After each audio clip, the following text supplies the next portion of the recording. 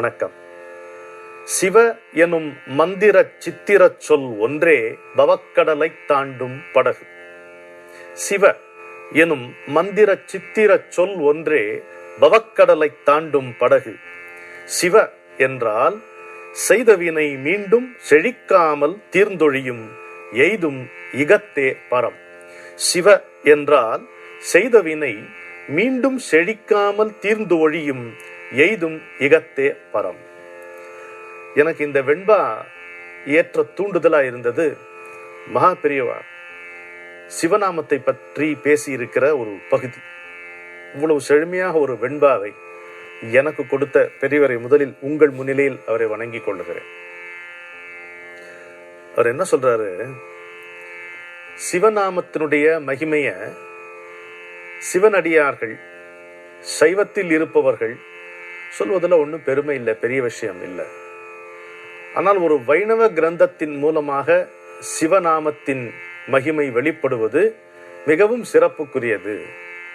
அப்போதான் சைவர்கள் கூட தாங்கள் ஜபித்துக் கொண்டிருக்கின்ற சிவநாமம் எத்தகைய மகத்துவம் வாய்ந்தது என்பதை அவர்களால் புரிந்து கொள்ள முடியும்.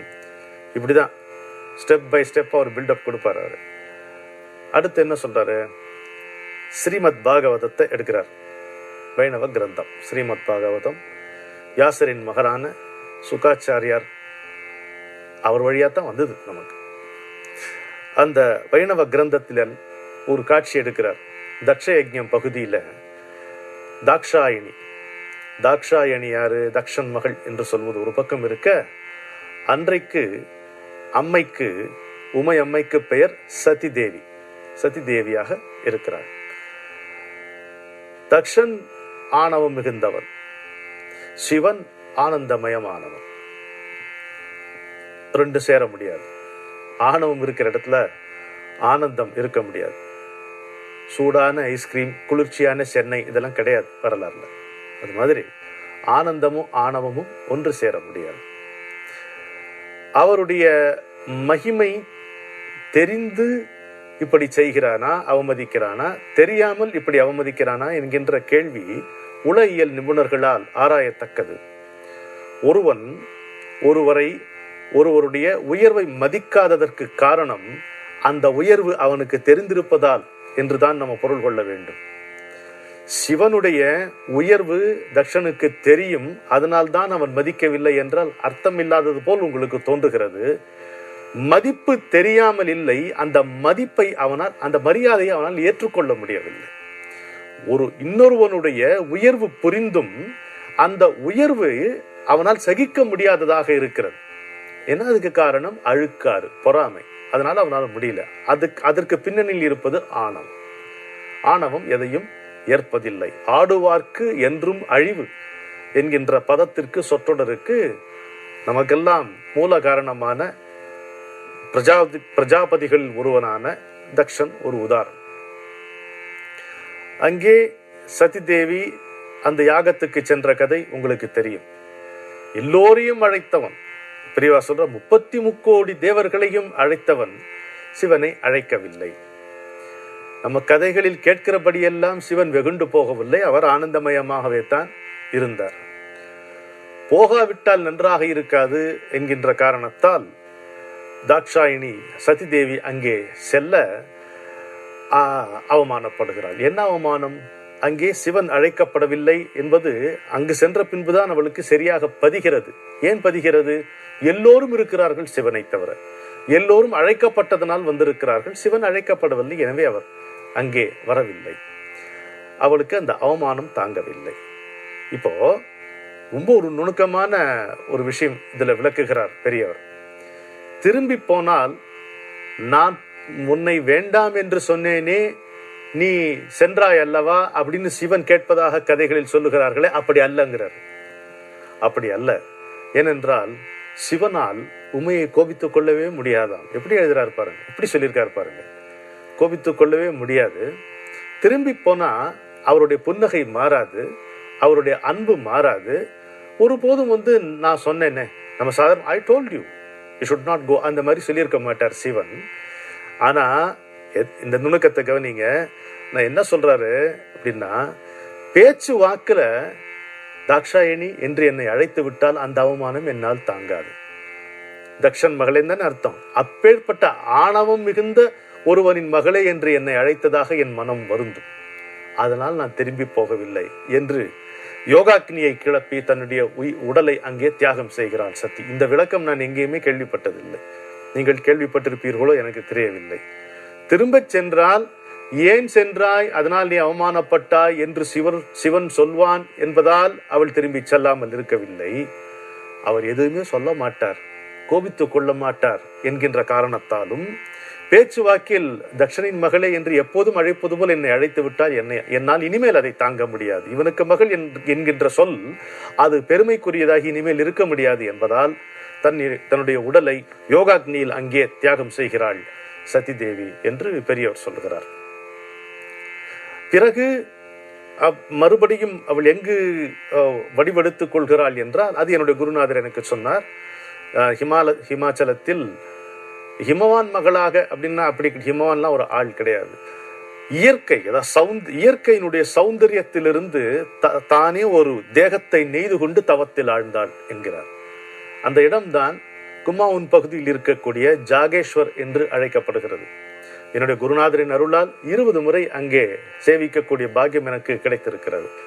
அங்குதான் அம்மை மீண்டும் இயற்கையினுடைய அழகிலிருந்து ஒரு உடலை தனக்கு நெய்து கொண்டாள், சிவனுக்காக அங்கே தவம் இருந்தாள் என்று குருநாதர் சொல்லுகிறார்.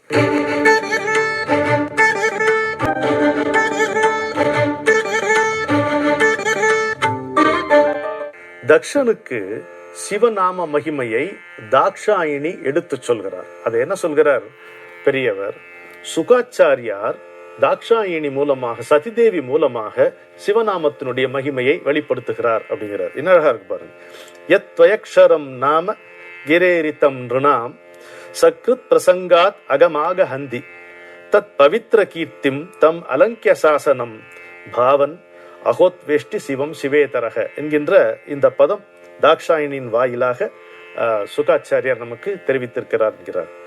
சிவம் உடனே சொல்கிறார், சிவம் ஸ்ரேயசம், சிவம் பத்ரம், கல்யாணம், மங்களம், சுபம் என்று அடுக்குகிறார்.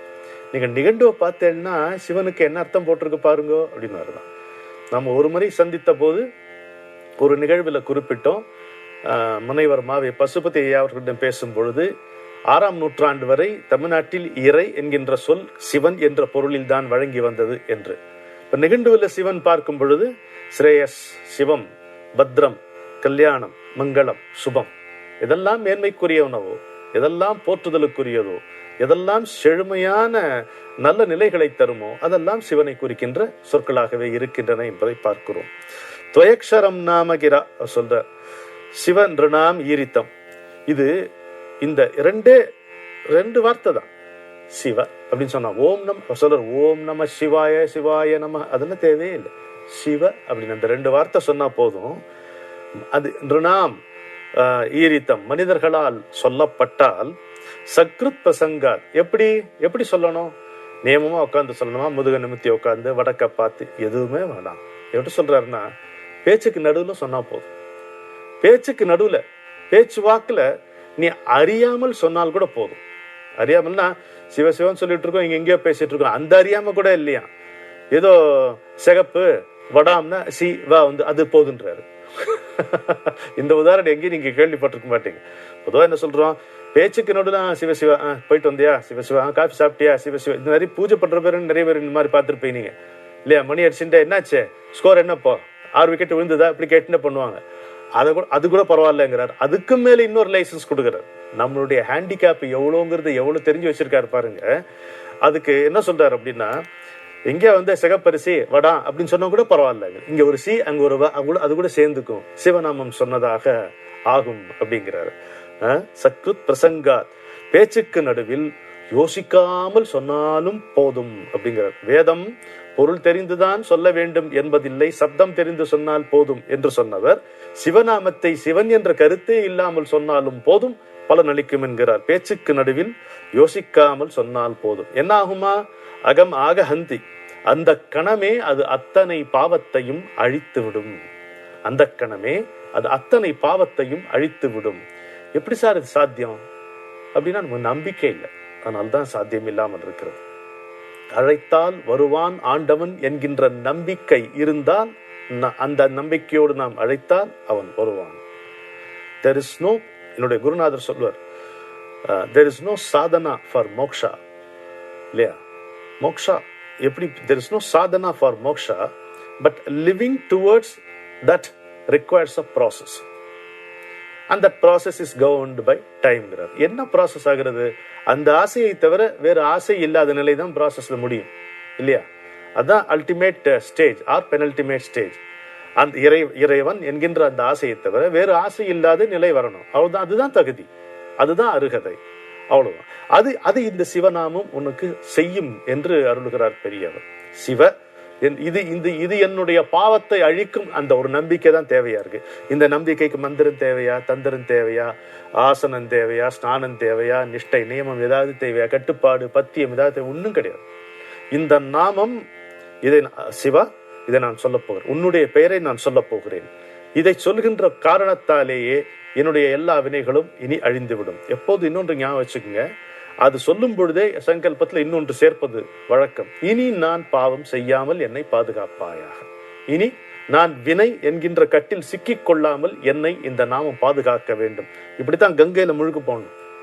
பாவமெல்லாம் தீரணும், செய்த பாவம் தீரணும். அடுத்த முழுக்கு இனிமேல் பாவம் செய்யக்கூடாது. அதுதான் சங்கல்பம். அந்த சங்கல்ப சக்தி, சங்கல்பம்னா என்ன? டிசைடட் தாட், ஒரு திடமான எண்ணம். அந்த எண்ணத்தோடு இந்த சிவநாமத்தை நாம சொல்லணும். அப்ப என்ன? பவித்ர கீர்த்திம் அப்படிங்கிறார்.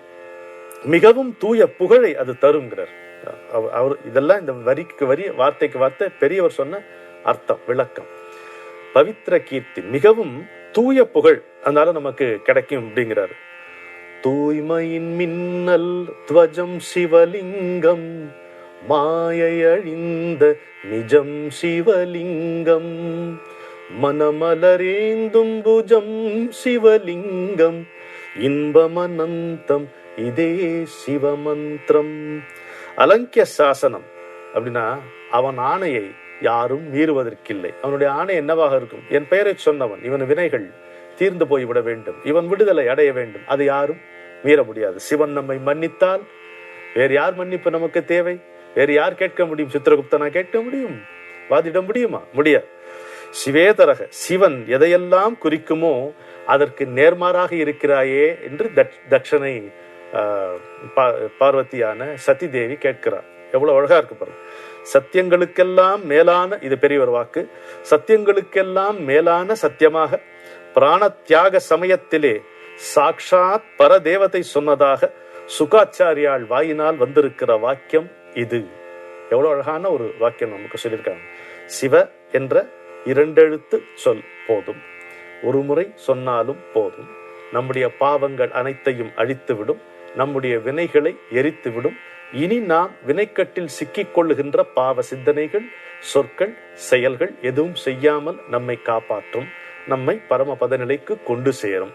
அந்த நிலை என்ன? சிவனுடைய பதம்தான் பரமபதம். அந்த நிலைக்கு நம்மை கொண்டு சேர்க்கும் என்று சுகாச்சாரியார் ஸ்ரீமத் பாகவதத்திலே சதிதேவியின் மூலமாக இந்த ஒப்பற்ற வாக்கியத்தை நமக்கு அருளி செய்திருப்பதை நம்முடைய மகா பெரியவர் நமக்கு அப்படியே அள்ளி அவருடைய தபசையும் ஏற்றி ஒரு தட்டில் வழங்கி இருக்கிறார். ஏன் அவருடைய தபசையும் ஏற்றி என்று சொல்லுகிறேன்? இந்த நாமத்தை நீ யோசிக்காமல் சொன்னாலும் போதும், இது பயன் தரும் என்கின்ற ஒரு ஆடட் அட்வான்டேஜோட நமக்கு இதை வழங்கி இருக்கிறார். சிவ சிவ என்போம், சித்தம் முழுக்கும் சிவமயமாகட்டும், சித்தம் முழுவதும் சிவமயமாகட்டும். அப்பதான் சித்தம் போக்கு சிவம் போக்க நாம் இருக்க முடியும். சித்தத்தில் சிவனை தவிர வேறு எதுவும் இல்லை என்றால் நமக்கென்று ஒரு கொள்கை, கோட்பாடு எதுவும் இருக்காது, நிகழ்வு இருக்காது. சிவன் நம்மை செலுத்துகின்ற விதத்தில் நாம் செல்வோம், உய்வோம். வணக்கம்.